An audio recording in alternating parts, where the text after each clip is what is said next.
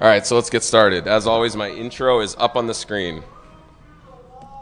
All right, so this is me, and some of you know me as this, and this, and this, and this, but lately things have gotten a little bit crazy for me. See, I quit my job, sold all my stuff, packed up my wife and 4 kids, and moved from here to here, which looks real nice on that little map, but that is just insane. That's 21 and a half hours in the air to be with you people. So, all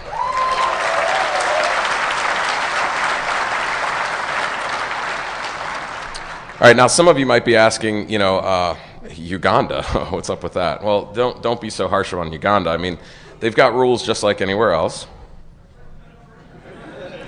It says do not urinate here, fine of 50,000.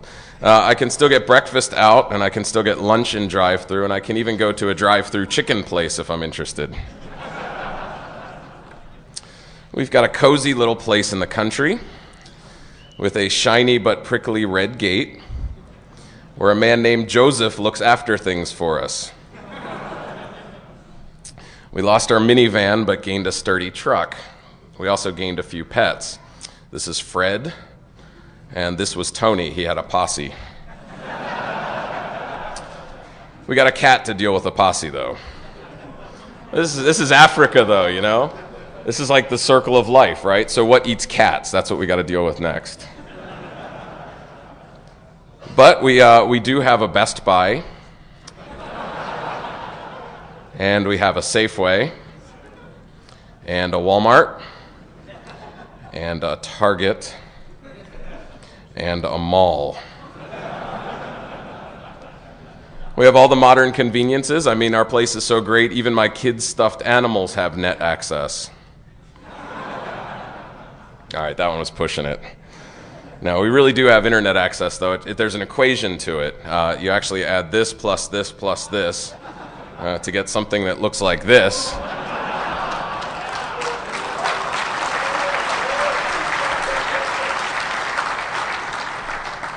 To get something that looks like this.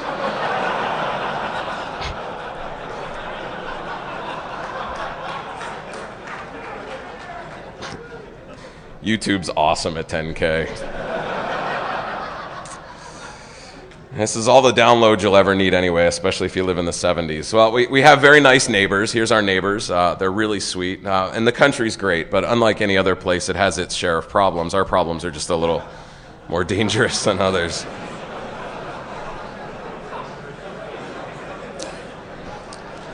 All right, so this begs some very obvious questions. This is probably the first one. And that question is pretty valid. I mean, after all, I've achieved some level of success in this industry as an author and a media personality and a public speaker. I had a dream job and a wonderful family, and I had it made. And, of course, now I'm unemployed and living off of donations, and most importantly, pretty happy. See, I had lots of stuff. I had the fame and the cool job and the free beer and the rockstar friends, but even with all of this stuff, I was pretty miserable. The good thing is I figured out what my problem was. My problem was I didn't feel like my life counted for a whole lot. In fact, I didn't feel like I was making much of a difference at all, whether in life or in this industry or whatever. And my goal today is to save you from that fate and give you some advice. So that's the point of this talk. Now, to explain how this all happened properly, I've got to tell you my life story, and parts of it are going to be embarrassing. So I was a pretty innocent kid, and that was the only time I ever wore lederhosen, I swear. But underneath that gentle exterior, there lurked a dark side. And my fascination with computers started here with the TRS-80. I didn't, in fact, own one of these. I actually borrowed it. It was in the mall. You know, they'd have these things out, and you could use them. And what I would do is I would go to the library and get basic programming books and write basic programs on a pad of paper. Take it to the mall, try them out. If it didn't work, I'd use my eraser. Very complex debugger. I upgraded to the TI, which is the Bill Cosby computer, and took backyard programming lessons under a tree with my black and white TV. Took programming lessons. And this was an interesting time. This was when computers were like magic. I don't know if any of you remember that time. It was like when you knew how to code. right? When you understood how these things worked, you were special. You know, you talked a different language. This was a very cool time. Well, I got an upgrade. My upgrade path went from this to this, the Commodore 64. And of course, it came with a modem, which is running at about the same speed I'm running at now, so some things don't change. But the modem actually opened a lot of doors for me, no pun intended. I found BBSs, you know, bulletin board systems, and I found this community of people who were just like me, and even though I couldn't put my finger on what exactly that was, bulletin boards defined that for me. These people were hackers. They were brilliant, mischievous, but open. And the things that they did were a little bit different. They thought outside the box, pushed the envelope of technology, and solved difficult problems elegantly. This was a really interesting group. So I took the information that I found there and, you know, tinkered and experimented and learned. I just took everything in, and before long, this became my identity. This was my first identity. And it didn't exactly gel with my conservative Christian upbringing, but nonetheless, I was a hacker. That's how I was wired. So even though at 12 I looked like this, I had a dream that one day I would look something like this. And I would be a spy or something, and I would creep around my neighborhood at night with Legos made into spy gear, like some cyber ninja, you know, hunting my digital prey. But in reality, I was just, you know, an average guy. I did no homework. I aced all my tests. That gave me a solid C average. Everything about me was average. Well, my dad brought home a 386, and I learned Windows and Linux. I ripped that machine apart so many times I lost count, so I could learn how the hardware worked. I did the same with the software. Took the black and white TV that was in my basement and jacked up the band so high that I was in the 900 megahertz range listening to cell conversations. So you could do that back then. Took a scanner, and this is all with information that I got online from the community. I took a scanner and wired a digital out to it so that I could hook it into my sound card so I could pull down pager information. POCSAG and Flex, some of you might remember that stuff. I was looking at people's pager data. One time I got an interesting page and I checked out the IP address and it routed back to none other than the White House. And I realized I was getting the sysadmin's pages that worked at the White House, and I knew when the firewall went down. Now, how I know that it failed open is a different story. I'll leave that alone. But like these socks that I saw one time, there were no boundaries to the knowledge that I could gain in this community. It was unbelievable. In fact, I learned so much from the hacking community that I eventually dropped out of college because the crap they were trying to feed me was utterly ridiculous. They wanted me to learn RPG and COBOL. Anybody that remembers those hideous languages will start twitching. It was evil. And I said, why do I have to learn this crap? They said, well, it's for writing business reports. And I said, well, I know Fortran and C. I could write your stupid business reports in that. And of course, they didn't want to hear that because, of course, they were the RPG and COBOL teachers. And that would just make them not matter. So I dropped out of college and I ended up getting my dream job with CSC. And they made little pictures like this for their newsletter and quotes like this, which made me realize that I had, in fact, achieved my dream. That I got paid to break into buildings, to break past network security, to do all the cool stuff that I used to make up when I was 12 years old. And pictures like this were pretty common. This was us. This was our team. This was Strikeforce. We did assessments against the government. We did commercial assessments. We did physical stuff, getting past guards. I mean, this was incredibly sexy work. This was great work. So the dream had come true. This picture did end up being me, and the super cyber ninja stuff that I dreamed about when I was 12 was absolutely real. But it wasn't enough. I wanted more. And as you can tell from this picture, if you look very closely at the t-shirt, you can tell what I was thinking. See, even though I had this dream job with Strikeforce, to me, I wanted more. I wanted fame. I wanted recognition. And the way that you got that back in the late 80s was you got an article published in Frack, and you spoke at DEFCON. Once you did those two things, you made it. So in 1998, I posted my first Frack article under a pseudonym, little thing on steganography, And then a few years later, in 2003, I got my first speaking slot at DEFCON 11. The talk was called Watching the Watchers. How many people saw that? Show of hands. I'm really sorry. See, the reason I'm sorry is that I knew the famous guys back in the day that had that certain something that was a little bit different on stage and in the way that they presented themselves, right? These guys had, a certain flair. And I tried to emulate them. I took little pieces of each one of the people, and not all of them are listed here, but I took a little piece of each one of them and I tried to be that. Now imagine, I don't have the graphics capability to do this properly, but imagine morphing all of these people into one person. Yeah. No offense to any of them individually, but that's pretty hideous. And that's what my 2003 presentation was. It was absolutely hideous because it wasn't me. In fact, the presentation sucked. And this phase of my life was all about me, trying to be someone else, but it was me focused on me trying to be something. So I got back from DEFCON in 2003, and I was absolutely desperate, because I had gotten to the top of my career, I had achieved my dreams, I had validated everything that I stood for by speaking at DEFCON and being published in FRAC. I got to the top of the ladder, and I realized the view sucked. I didn't get invited to any parties, I didn't have any groupies. Well, I had one, but it was a homeless guy that wasn't actually supposed to be at the conference, and I wanted him to go away. But I don't know what it was. Maybe it was desperation, but I fell back on my Christian upbringing and turned my life over to Christ. And some of you remember this. I posted on my website that I am a Christian. Now, this was rather significant because to me, this was suicide. This was me turning my back on my career and saying, I'll do shrubbery. I don't care. I haven't found fulfillment in my job. This sucks. I've done it on my own long enough. I'm done. And my prayer was pretty simple. I remember it clearly. It was do something with my life. And I like to think that God answered that prayer because 3 weeks later, Singris came to me and said, we saw that talk you did. Would you be interested in writing a book on Google hacking? It took me 6 months to decide to write it and 3 months to actually write it. And it absolutely took off. Now, this wasn't anything I invented.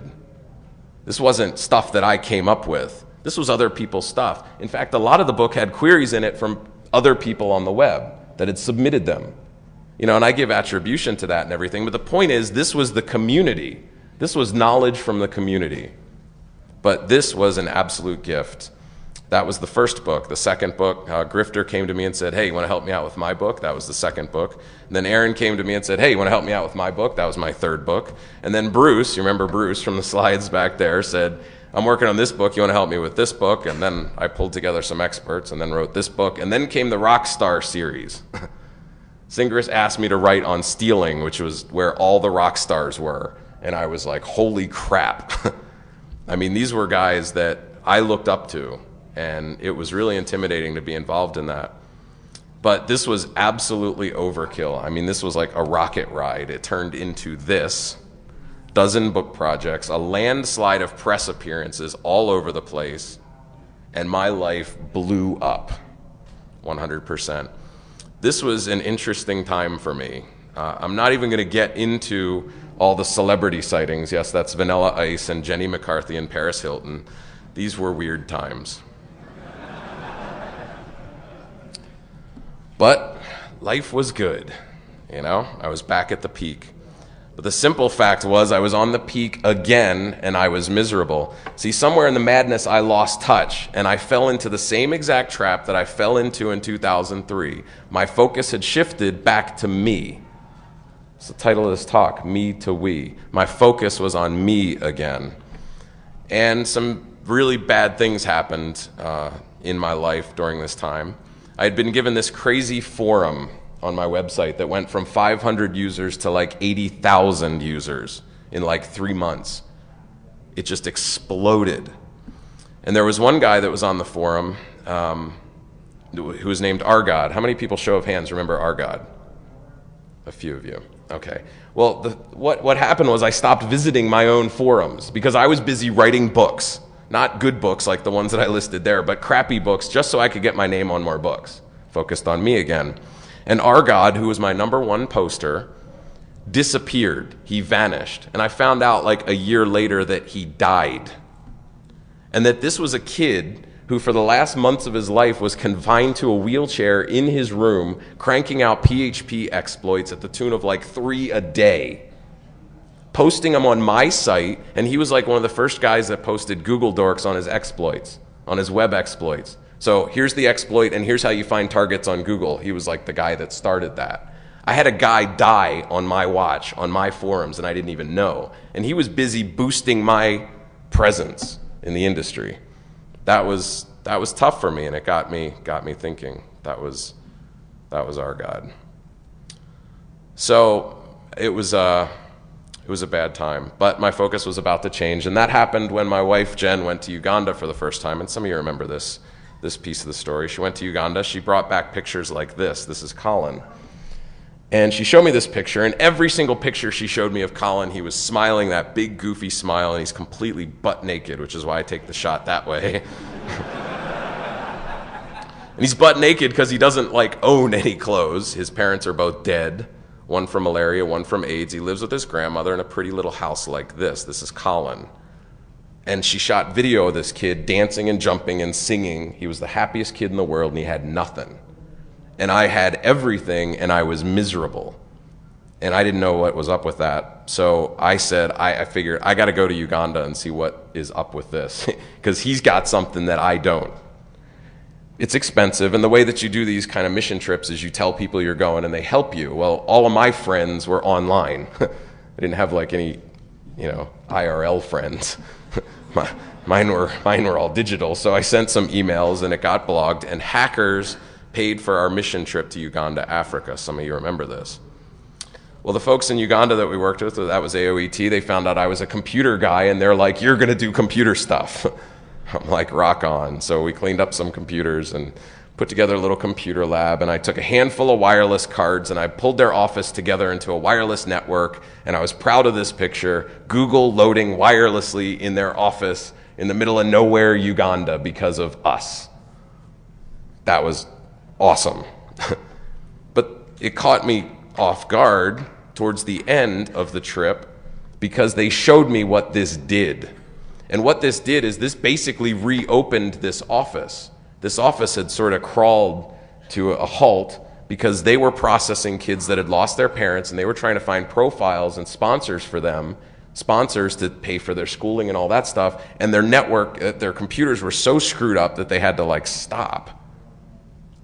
And now kids were streaming into their office and getting food, education, medical care. My work in Uganda had immediate life-changing results right away. Now, when I got back to my dream job and I sat down at my desk and I looked for the give me immediate fulfilling results button on my computer, I found it to be missing.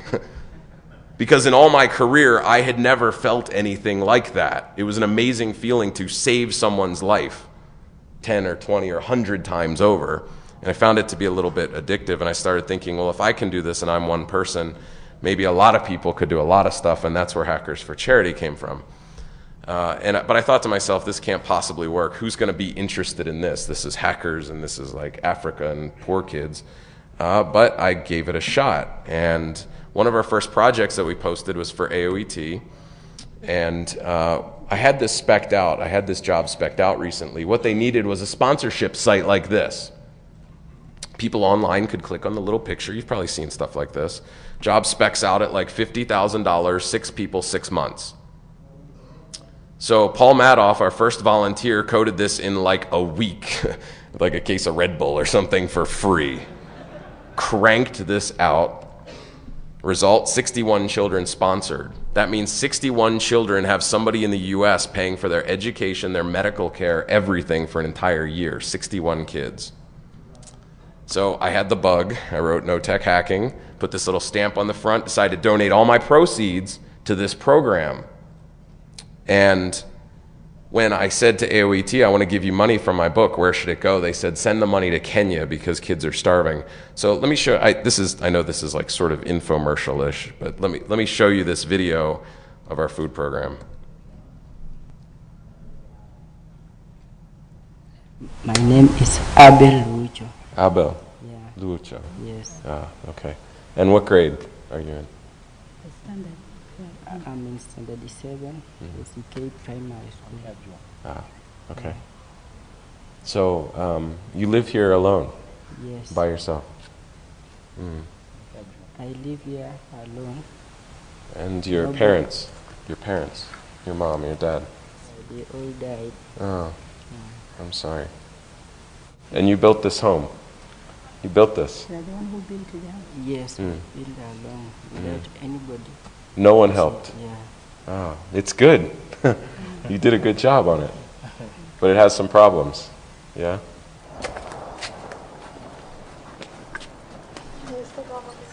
The house is too small for the boy. He has a table that somebody donated to him, has no chair. Whenever the rains rain, this house is actually flooded. You can see on the sides of this wall, it is damp right now, and it is a dry season. When was the last time it rained? 3 weeks ago. Yeah. It rained 3 weeks ago, and This it is is from still 3 weeks. It is still damp. So you're working Friday, Saturday, Sunday? Sometimes? Yes. To To Sunday. get food. He works Food to and get food. tuition money in the school. So Tuition money. yes. If you had someone providing food, Somebody gave you food. you could work less, Yes, I can work well. work less. And, Yeah. yeah. And you told me you want to be a lawyer, a judge. Yes. Yeah, study law. I prefer to study law. That's a lot of schooling. You'll be in school for a long time. That's okay? Yeah. You enjoy school? Yes. Yeah? I Good. always enjoy it. We invited Abel to the Hackers for Charity food drive, and the next day he showed up. We provided him with 16 kilograms of maize and a pound of cooking fat. We also provided him with seeds and garden space so that he can grow his own vegetables. The maize and cooking fat will last a month, but the garden will most likely last for years. The culture is extremely reserved, but when we presented him with a t-shirt from Kingpin Enterprises, he was all smiles. Abel will be entered into the online AOET sponsorship system, which was designed by Hackers for Charity volunteer Paul Madoff. He'll eventually find a sponsor to assist him with his food, health care, and school fees. But until that time comes, Hackers for Charity will continue to stand in the gap for Abel and the other thousands of children we currently support through our food program.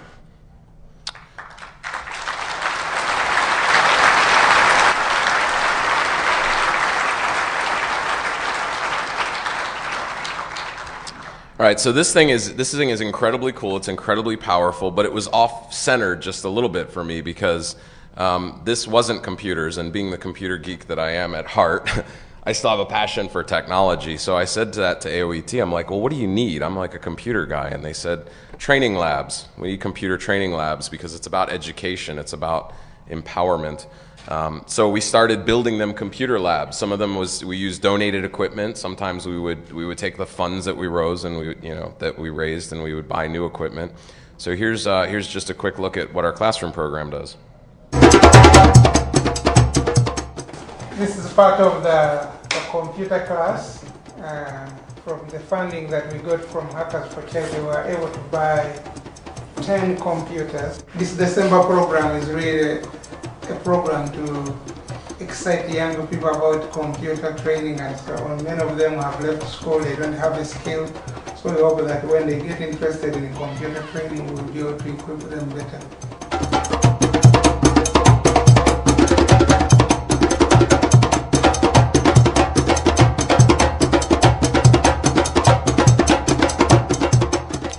All right, so an interesting thing has started to happen, though, and this thing has started to get really personal. Now that I'm living in Uganda, I'm actually meeting some of these people, and I want to take a second to introduce you to Fred. Now, Fred does not own a computer. He's a Ugandan. What he does is he repairs laptops. He figured this out on his own, like how to repair laptops, and he repairs the laptops so that he can get time using them after he repairs them. That's the deal, all right? And at the end of this interview, I asked him about hackers. Check this out. This is pretty interesting. I feel like I'm part of these machines, these technology things, but the limitation still stands. I'm praying that I may have access to them. And I interact with these machines so that I think that will be my life for this. When I wake up in the morning and start working with the computer, if I'm in a room where there is power and there is the machine, then I don't feel like eating. I don't feel like eating. Yeah, up to night, late night, that's when I feel like sleeping. I can do best at night because I have nothing that interrupts me and I'm free. I've been hearing of hackers, but if I happen to be one, at least in Uganda, I'd do better. Yeah.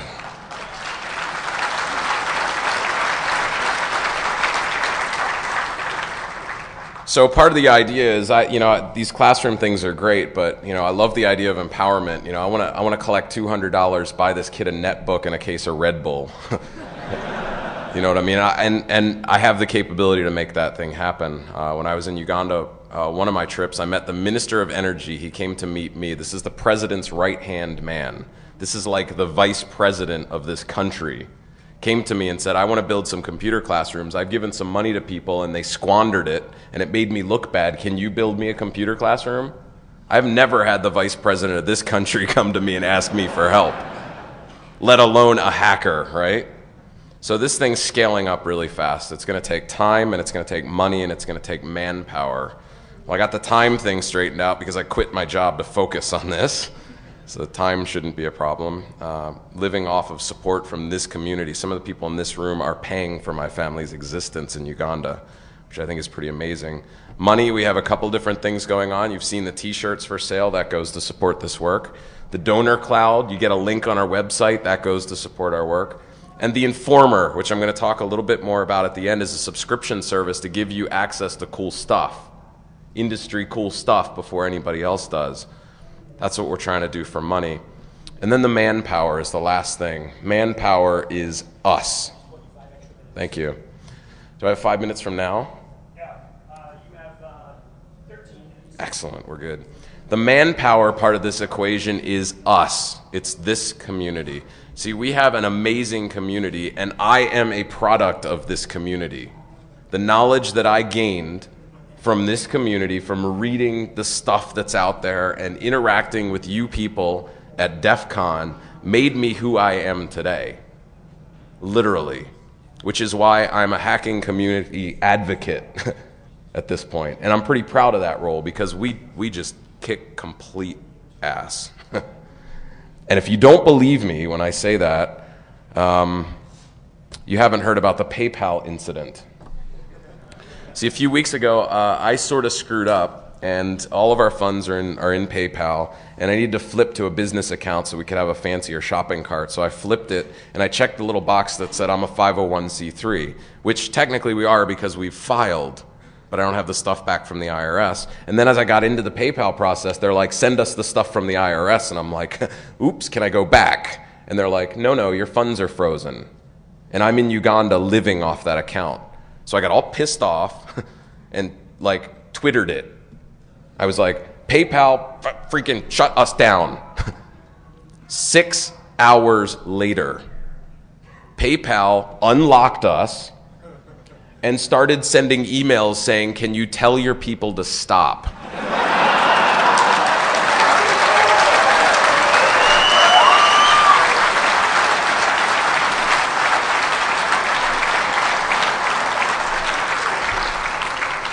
I'm hearing rumors of phone switches and fax servers exploding. And the answer was, no, I cannot tell my people to stop. And for those of you who are into charts, I have some charts to prove that our community rocks. See, this little thing shows you how many children we've fed over time. The little blips on the left there are me trying to do this with Informer. Buy Informer subscriptions, woo! Okay, well then in April, things start to improve, right? Well, April 22nd, Simple Nomad starts contributing. April 30th, Roloff releases a Maltego super license. May 9th, we get an O-Day release through Informer. May 30th, the Backtrack team says, we're going to release Backtrack 4 through Informer, and look at the numbers. The community did this. The community fed thousands of children by giving us a little bit of content, and you people bought subscriptions.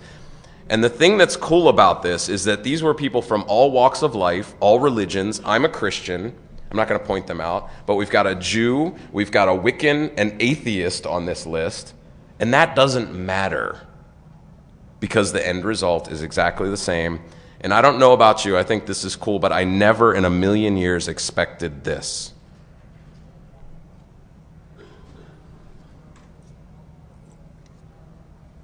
What happened to my sound? Give me sound. Jesus more!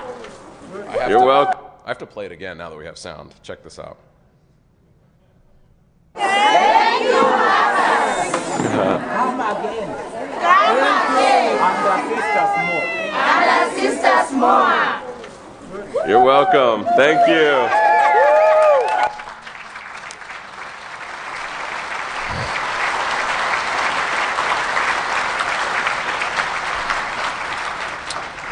So, thousands of miles away on the other side of the world, these are the parents of the kids that we're feeding, the families that we're feeding, saying, thank you, hackers. I think it's the first time ever a hacker's been thanked.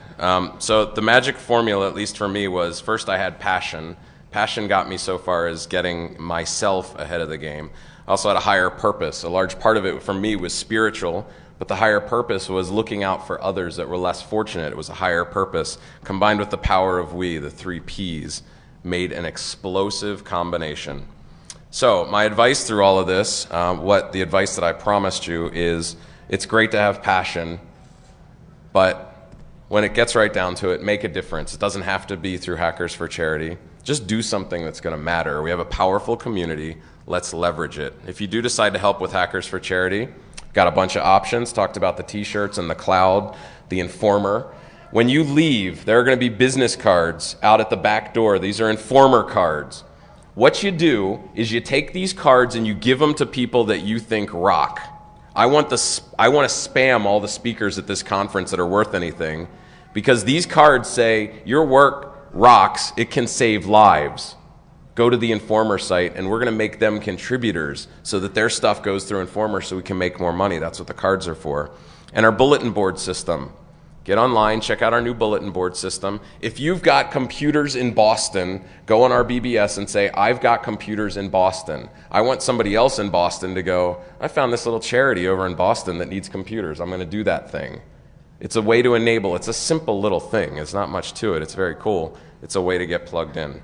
So, the question that remains is, now that you're in Uganda, Africa, and you've sold everything, you've burned bridges, are you really still a hacker?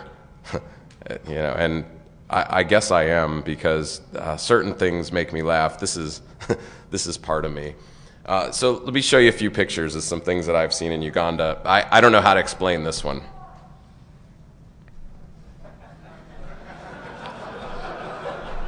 This has something to do with power over Ethernet and Viagra, I'm guessing.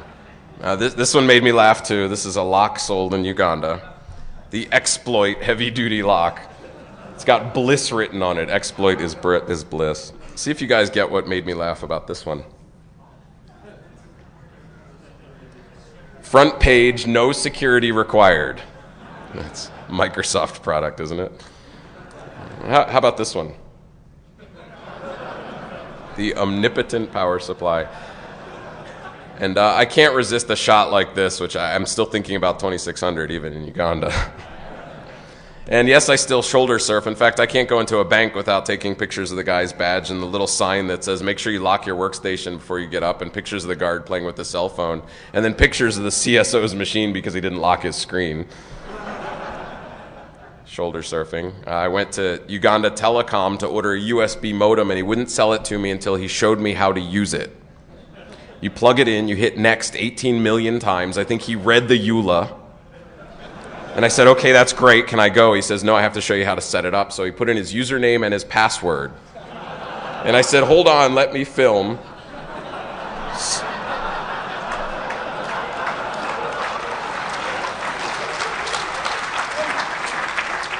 Because I want to remember this when I get home. And so I filmed, and then when he did the password, I turned the camera down. It's 5 characters, and yes, I could surf the internet for absolutely free. This is where the Christian hacker part sucks. I can't do that. Social engineering is still something I do. I see these guys working on the phone system. Can't resist that. So I forget what I said, but it was something very witty and a social engineering thing. And they let me take pictures, and this is their phone system. It's not like Verizon's.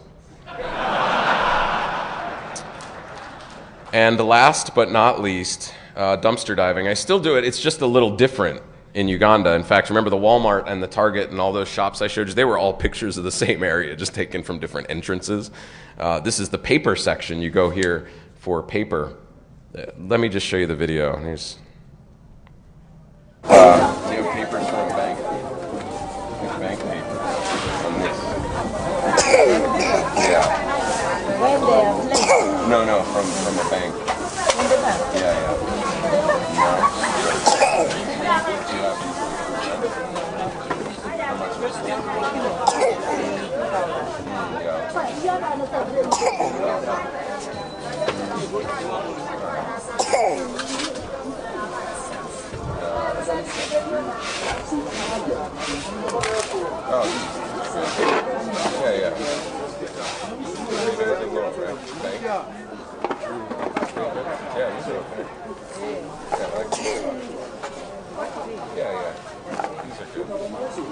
How much is it a kilo? 2,000?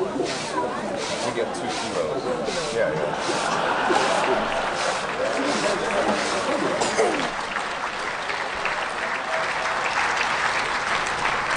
It's like a drug deal gone bad. I don't know. So we have some of the paper at the booth. You'll have to come check it out. And last but not least, I still have an iPhone. It's just the plan is a little different. It's a scratch off, and I can still do Google from it, which is good. And it has some really addictive applications like the MTN zone, which tells you when the traffic is low, you get a discount on your cell phone usage. This is a 10% discount. Sometimes it goes to 95%. And I figured out a little loophole in that when it goes to 95%, if you hit the menu button, it sticks at 95% until you make your call. So I hacked it, and it's very clever. Except for the fact that I waited 2 hours for the 95% and didn't have to call anybody. That sort of sucked. And this last slide, which is, no, this gas station is not connected to the internet. So that's it. Yes, I'm still a hacker. Yes, I'm still here. The rumors of my demise are greatly exaggerated. And don't forget the message. Make a difference. Do something. When you guys are leaving, make sure you get those cards, spam those speakers. And I'm going to have a video up here. This is the latest Informer release. Roloff has released a Firefox plugin for Maltego, which does some incredibly sexy stuff, and Informer subscribers get it first. You don't need to hear it. It's all written up here. I'm going to play it while you guys take off, so thank you very much.